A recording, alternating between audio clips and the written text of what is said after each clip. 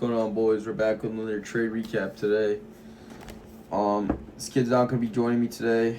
He's pretty tired. He had a long ass day today. So just get into this recap.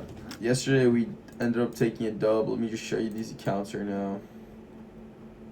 So first 2 days lost 300. I didn't actually take 13 trades yesterday. It's just because I closed. Didn't make a recap though, but I kept adding and taking off the position. That's why. But I mean, we're still up on the account. $100. Still need a long way to go to pass. I'm hoping that tomorrow presents us with some good models. If I can even trade in class. To be honest, it's getting harder and harder to trade in school, and I'm really hating it. But it's whatever. So I took 2 trades today. Took this long right here. I should have waited for this inversion. Could have avoided a loss today and just been break even on the day. But I didn't. I closed around here because I was like, this trade's definitely not hitting. We just rejected off this 1 minute for value gap, and we just coming down out of it. I mean, everyone. Well, I saw a lot of people say that we were bullish, and yeah, we were definitely. I mean, I thought we were bullish as well. This is obviously pure manipulation. I tried to catch shorts here, but no model formed for me. Like, I would have entered off this for value gap, but it didn't get tapped, so I was like, whatever. And then I was going to enter off the 3 minute. That didn't get tapped either, so I was like, all good. And obviously, this is a decent short right here. Not horrible. I think there was a 15-minute gap. I took a long in the midst of a 15-minute gap, but I honestly was very confident in it, and I thought it was a good trade, so that's why I took it. But let me go over draw and liquidity today. So this is CISD here. 2-minute inverse.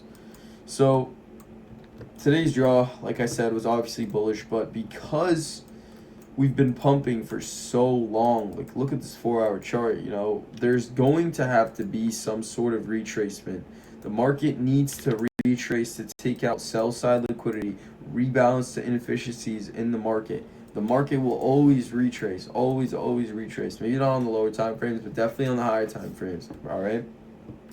So we left so many unfilled 4-hour for value gaps. I don't even know if maybe there was a daily. There's a daily gap now, but we left so many unfilled 4-hour gaps. I was like, there's no shot that we don't come down and fill these gaps. So I marked them out. I'm like, yes, market's probably gonna come down here. Maybe I can catch along off these moves.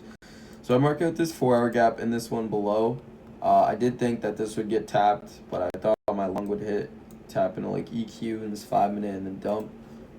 That wasn't the case, however, but sorry. Took a good trade. Took my model, followed my rules today, had low risk, good risk management. Just really hoping I could pass these accounts and get back on track with these XFAs again, because last month really slowed down my trading journey. But before you make a high, you must make a lower low before you make a high. So, I mean, hopefully that's the case. God doesn't put something in your mind if He knows that you won't succeed. So just always think about that. You are different if you're having passions and dreams of being successful and actually putting in the work.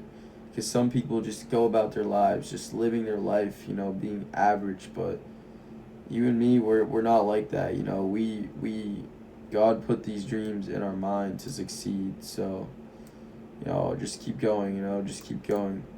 That's what makes me push. To do better, especially in trading.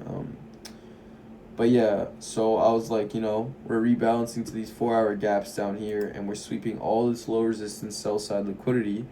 So, we start to see some sort of reversal come out of here. I thought it would resweep and create an SMT, but that wasn't the case. I'm not sure if there was one. I don't think there was, but this 2-minute gap, 2-minute gap right here, inverses, and that was my entry. So, like I said, I stopped entering off retracements of the inversions. I just started entering off the inverse. So I actually entered on this candle here, like right about here. I predicted it before it inversed. I entered off the CISD. That's what I entered off of. So take that. I went break even once we inversed the scap. For me, that was a good break even just because we had this for value gap here. And if we were really going to, we were in a 15-minute bear, so I didn't want to risk anymore. So if we were really going to flip to the upside, we would have rejected off the scap and just continued higher. But in this case, that wasn't the case here. So, that was a good break even spot. But, that's it. And then I stopped after that. I definitely see that I'm getting better with discipline in my rules. I'm hoping to get these accounts passed. Definitely not this week, but next week, and get back to these XFAs and start working towards 5 express accounts and getting payouts.